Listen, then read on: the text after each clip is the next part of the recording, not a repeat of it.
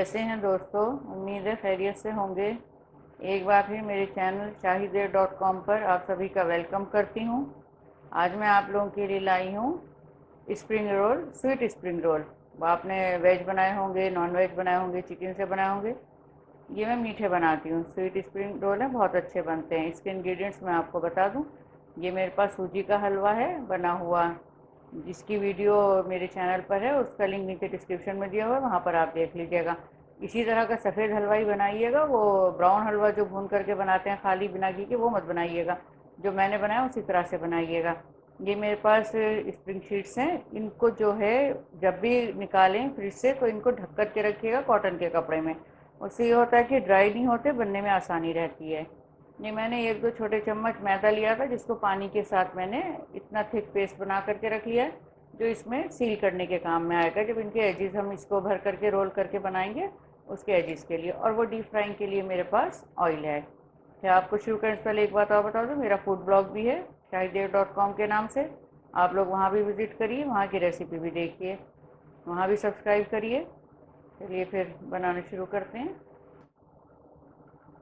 ये इसके कॉर्नर पे हम 1 चम्मच ये जो हमारे पास हलवा बना हुआ है इसको रख देंगे। इसको रोल करते हुए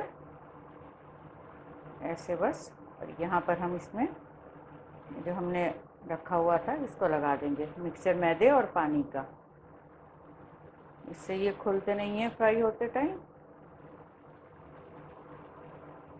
जब भी इनको बनाएं किसी ऐसे ही बड़े नीचे कोई बेस रख करके उस पर बनाएं।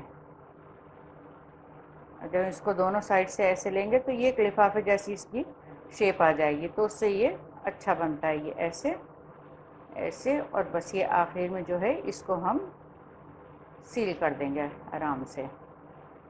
छोटे बनाना चाहें और थोड़ा सा आप इसको फोल्ड कर सकते हैं, ऐसे ही बन जाते हैं। बस ऐसे ही हम सब अपने बना लेंगे। ये कोई अगर एजिस आपका खुल जाए तो उसको थोड़ा सा और लगा करके, इसमें ज़्यादा लगाने की ज़रूरत नहीं है, बस खुद ही सील हो जाएगा। इसी तरह सब बना लेंगे।